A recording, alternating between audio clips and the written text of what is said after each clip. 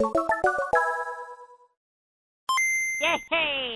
About a month ago, I made a video covering Yu-Gi-Oh! The Sacred Cards and everything that made that game unique. One of the things that I and many other people brought up as a criticism leveled against it is just how short and easy the game is. So I wanted to give it an analytical go and see just how little Yu-Gi-Oh! We can actually play in this handheld Yu-Gi-Oh! Title. This is the Yu-Gi-Oh! The Sacred Cards Minimal Duels Challenge. So what are my goals exactly? Well, it's just like it says on the tin. The only duels that I can take part in are story necessary ones. I'm going to craft a deck using the in-game card shop and see exactly how many duels that Yu-Gi-Oh! The Sacred Cards presents you with if you ignore all the superfluous characters. No Jean-Claude Magnum and no Duel Computer, just burning through the Battle City tournament with my eyes set firmly on the prize. So, what deck am I going to bring to this whole shindig? Well, I need roughly 5,000 domino in order to purchase the cards that I need, and the game only starts you with around 500. Luckily, there's a password that you can use in the card shop's password machine that nets you that and then some. Entering the password 626-26514 fills your wallet with a fat 50k domino, which is way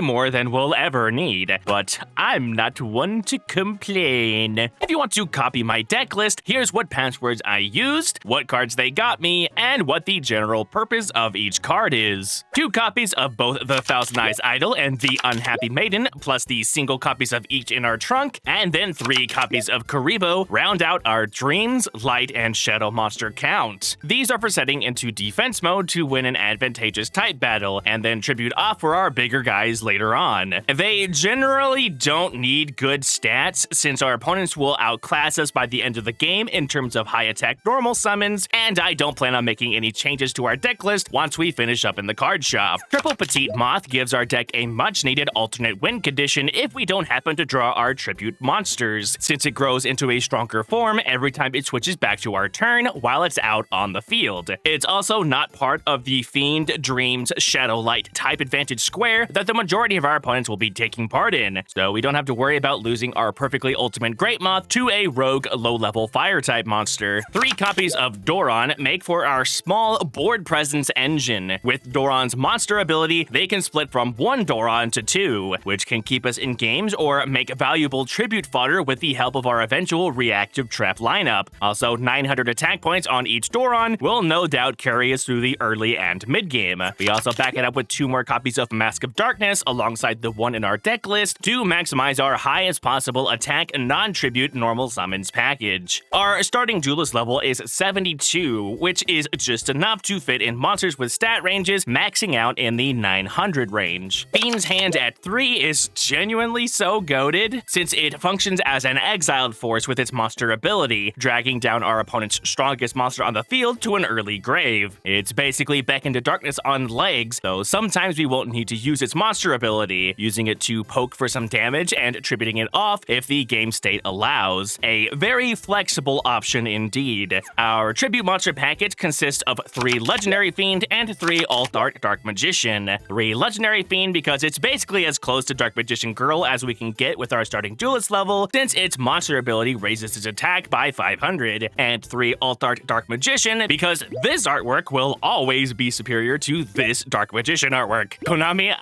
I'm begging you to stop printing this specific Dark Magician art. I'm on my knees, ready to please. Anyway, both monsters are powered up by the ever-present Yami field spell buff that a majority of our opponents will start the duel with, and can keep up with the majority of what our endgame opponents will be normal summoning. 3 Invisible Wire, 3 Acid Trap Hole, 3 Widespread Ruin, 3 Torrential Tribute, and our starting copy of Pot of Greed will be our back row for the whole game. Every one of the traps is meant to be a 1-for-1 with our opponents and prevent them from destroying our valuable tribute fodder monsters. If our opponents get to start the duel before us, we need to see Doron and a reactive trap, or a tribute fodder monster and a torrential tribute, since it functions as a mirror force in this game and will be our only way of mass clearing out our opponent's field. Invisible Wire is the weakest thing here, as it targets 2,000 attackers or below. There are some monsters that can punch over this, so we will simply just not encounter those scenarios. Also, Pot of Greed is a godsend since card draw is rare in Duel Monsters games. Alrighty, with the deck list out of the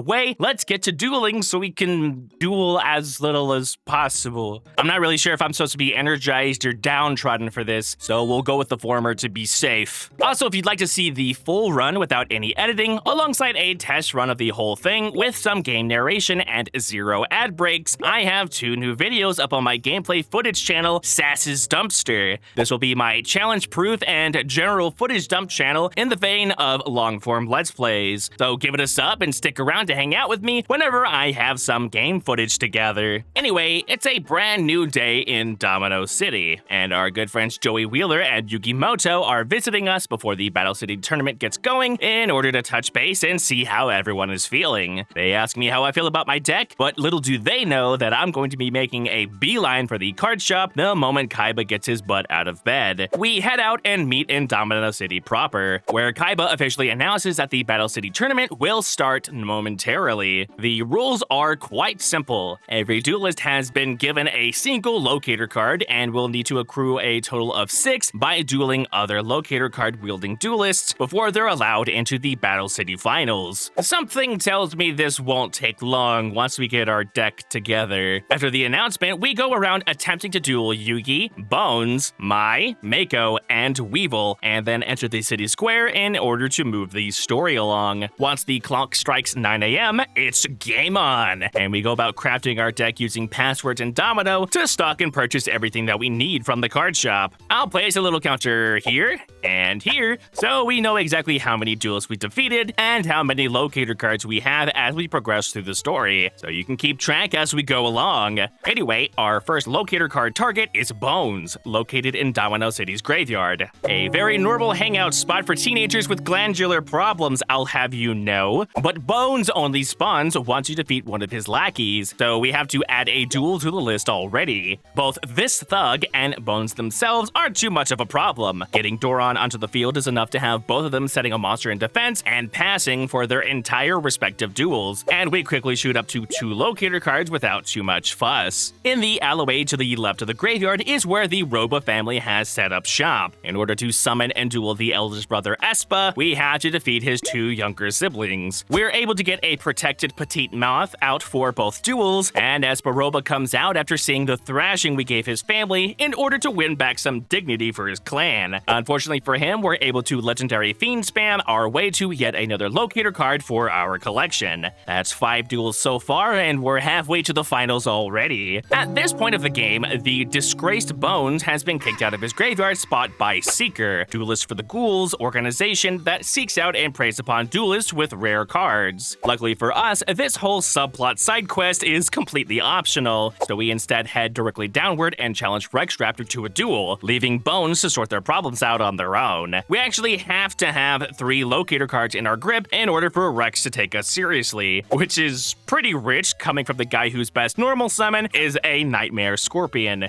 which, newsflash, is not a dinosaur. We kick this faker to the curb with a combination of our reactive traps and the perfectly ultimate Great Moth and legendary fiend attacker duo, and secure ourselves another locator card. Once we defeated Bones, Esperoba, and Rex Raptor, the park map location becomes available to travel to. The only 2 duelists we're interested in here are Strings, the silent, piercing obsessed human statue, and Weevil Underwood, former Japanese national champion of Duel Monsters turned current day woman repellent. Unfortunately for us, Strings is waiting to duel us at a later date, and Weevil doesn't consider us worthwhile opponents until we defeat every single one of his lackeys. Imagine fanboying this guy. That's 3 more duels that we have to add to the counter in order to get a shot at another locator card. Luckily, every single one of these guys are a complete pushover. Even with the forced field spell active and pumping up the stats of all of their monsters, their best normal summon is a 1 of Winged Cleaver that barely punches over our 900 attackers. Our duel with Weevil starts on the poorer side as its Mask of Darkness beats until we manage to draw our legendary fiend, and from there we outdamage Weevil and claim his Insect Queen for ourselves. It's not exactly the best monster to use, but it'll make a nice coaster for my drink. Once we're a single locator card away from the Battle City finals, the ghouls will start to notice our dueling prowess and target us and our friend group. There's a duelist in Domino City that I call the creepy rumor guy, and we need to speak to him about something involving our local card shop. He'll only give up the word on the street if he's been defeated in a duel though, so we have to add another duel to the counter in order to progress the story. He literally does not have a single monster in his deck with an attack stat above 400. It's like taking candy from a baby. I genuinely feel bad, man. This guy had a family. Anyway, according to him, duelists who enter the card shop alone with rare cards in their grip end up going missing, never to be seen again. What, do they have some sort of secret torture dungeon in their basement or something? So yeah, we're in the secret torture dungeon in the card shop's basement, dueling Arcana, who for some reason has trouble outing a single attack position Mask of Darkness. This game, man. I know you have good cards in your deck. Don't ask about Rechef of Destruction, okay? I'm working on it. The funniest part about this game is after Arcana is left in a coma from our duel, the guy who was running the card store decides that it's probably for the best that he returns home and leaves the store in the hands of an employee. Was this torture dungeon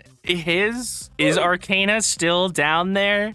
I guess we'll never know. Anyway, for story purposes, we have to head back to Solomon Moto's Kame game shop in order to meet this person who is definitely not the main antagonist of the Battle City arc, which sends the flag in-game to grant us access to the building and bridge map locations. The building map location is for some story elements meant for later in the game, so we'll head down to the bridge and witness Seto Kaiba dueling some poor child who thought that maybe spending the day engaging in some Duel Monsters antics would be a good idea. Little did he know that the richest man in the greater Japan area was on the warpath because his win-loss ratio against a middle schooler was in the negatives. Poor guy. If we head to the back area of the bridge, we encounter Strings, who's finally decided to square up to us in an attempt to thwart our plans of winning a tournament focused on a children's card game. Strings has access to both Toadmaster and Revival Jam, which are both significantly better versions of our Dorons. So if he happens to open with them, we are, no joke, liable to lose to Slifer the Sky Dragon, one of the 3 invincible god cards of Legend. We do not have a way to out this monster in our deck, so it's imperative that we prevent Strings from having 3 tribute material on their side of the field when handing the turn back to them. Our starting hand isn't too great, but we eventually hold out for a legendary fiend and slap that sucker on the field for a one-way ticket to victory. Does anyone else think it's weird that we don't get Slifer the Sky Dragon here? Why does Yuki end up having it later? Bro is a corpse-looting opportunist for real for real. This victory starts the Ghoul's Revenge arc of the story,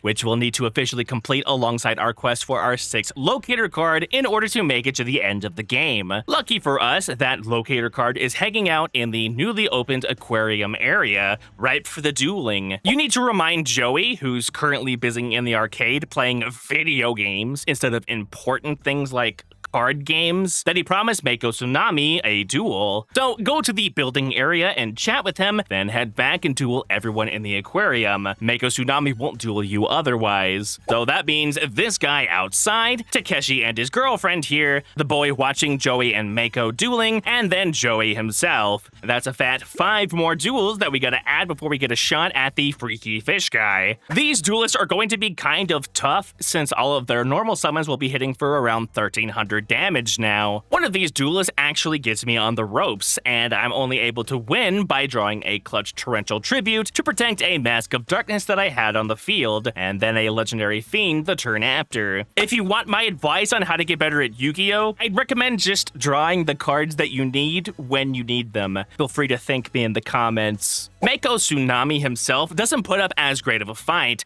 and I steamroll his team to guarantee my spot in the Battle City Finals. It's not all sunshines and rainbows though, as checking in with the squad back at the Kame game shop reveals that a mind-controlled Joey Wheeler has kidnapped Taya Gardner, and both of them have gone missing. A member of the Ghouls arrives and lays out their demands for us to relinquish our decks and to forfeit the tournament.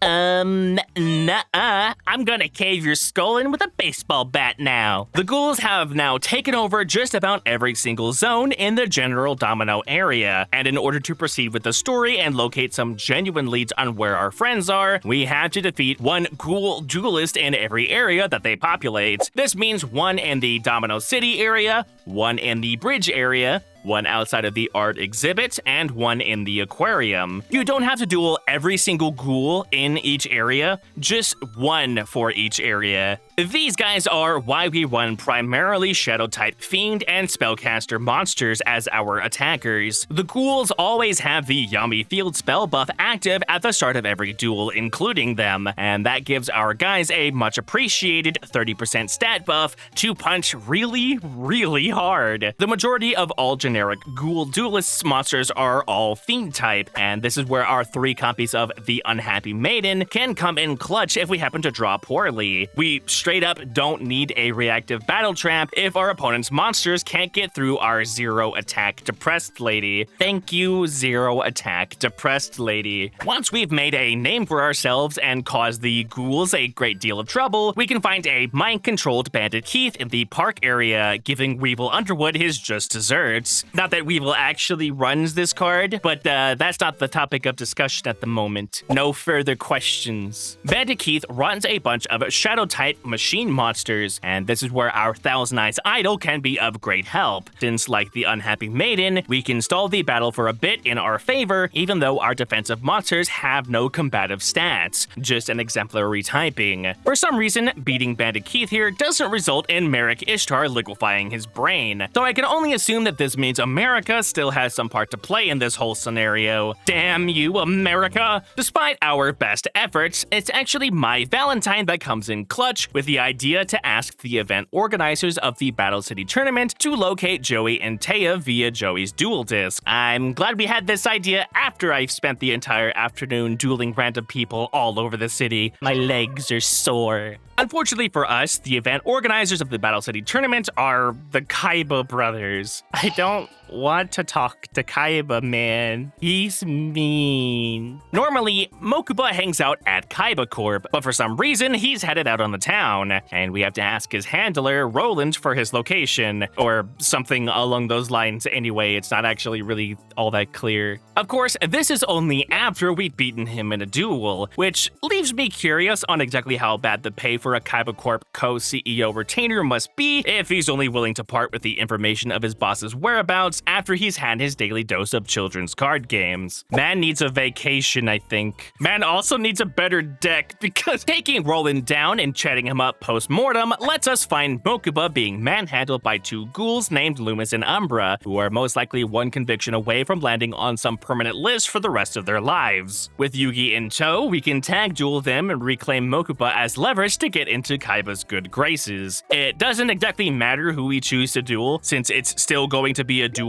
in and of itself regardless. 1 widespread ruin into a legendary fiend tribute summon is enough to stave off their 1200 attack normal summons. That's 2 more ghoul employees not receiving their 401k once the company dissolves. The shareholders will be most pleased. With Mokuba rescued, we can meet up with Seto Kaiba, who pings Joey's duel disc and lets us know that they're hanging out by the docks. We scooter our way to the other side of town, stopping at a gas station to get some snacks, since apparently the kidnappers are more than fine waiting for as long as it takes to give us the thrashing of a lifetime. When we arrive, we're greeted by a wall of ghouls, spearheaded by Bandit Keith, who challenges us to yet another duel. He's still using the same deck, as are we, so this goes about how you'd probably expect. God rest Bandit Keith's soul. Anyway, wow, Merrick has Yugi completely cornered by forcing him to duel his mind-controlled best friend Joey under the threat of a captive Taya taking a capsule of poison should he refuse. The loser of this duel being dragged down into the bay by an anchor and drowning. Looks like he didn't intend for the real protagonist of the story to be present.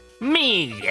We fish Yuki out of the harbor like a coelacanth on a rainy day and duel him ourselves. Merrick buffed up Joey's deck to inflict maximum emotional damage on Yugi with a slew of bird cards like Final Flame and Sparks.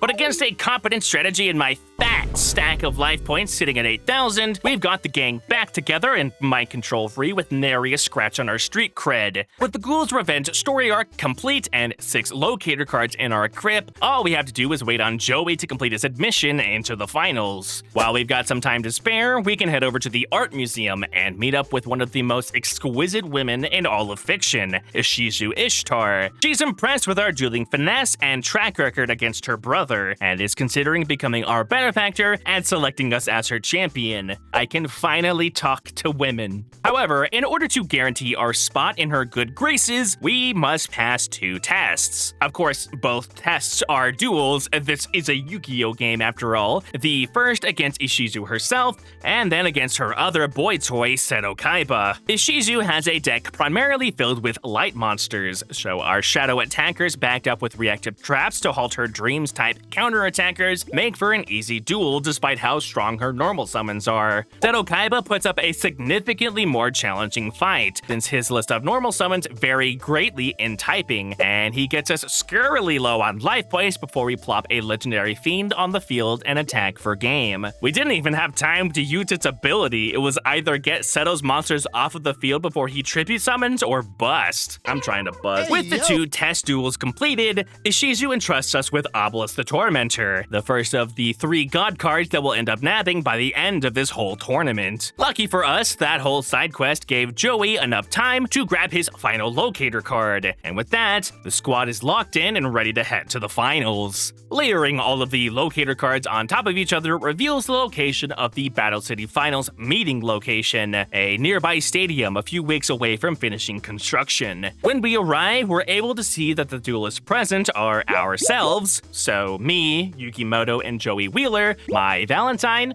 Seto, Ryu Bakura, definitely not Merrick Ishtar, so this is most definitely Merrick Ishtar, not this guy. This is Namu, just a really good duelist that showed up out of nowhere and managed to make their way to the finals despite never having an on-screen duel. Yeah.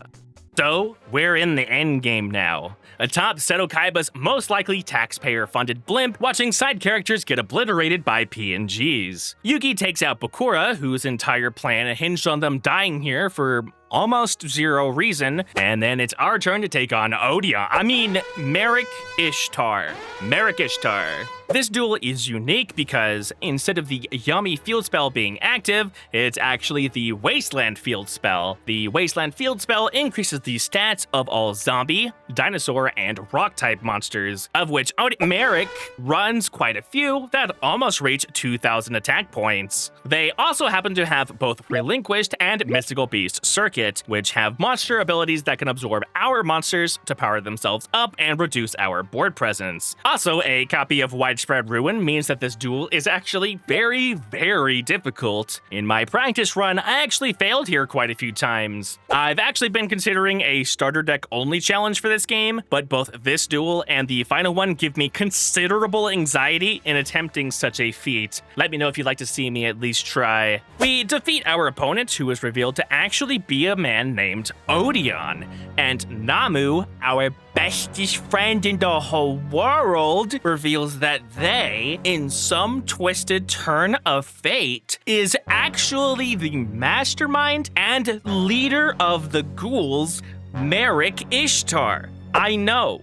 I'm shocked too. The pure, raw, negative energy sealed within Merrick's mind takes hold, and his dark alter ego is unleashed, which spells doom for Joey as they end up dueling and he ends up catatonic as a result. My Valentine swears vengeance and attempts to defeat Seto in their tournament match, but Seto proves too much a match for the wayward waifu, and she's knocked out of the tournament. With the semifinals looming in the background and tensions high, Seto's blimp lands amongst the rubble of the weapons manufacturing site of Kaiba Corporation's sordid past. There's 4 duelists left in the Battle City tournament: us, Yukimoto, Seto and Merrick Ishtar. It will be here that the fate of the world hangs in the balance. Truly, nothing could be more important in this card game meant for children ages 6 and up. If Joey's coma wasn't bad enough, we're paired off against Yugi, and it looks like we'll have to duke it out to discover the duelist among us best suited for saving all of creation. It's me,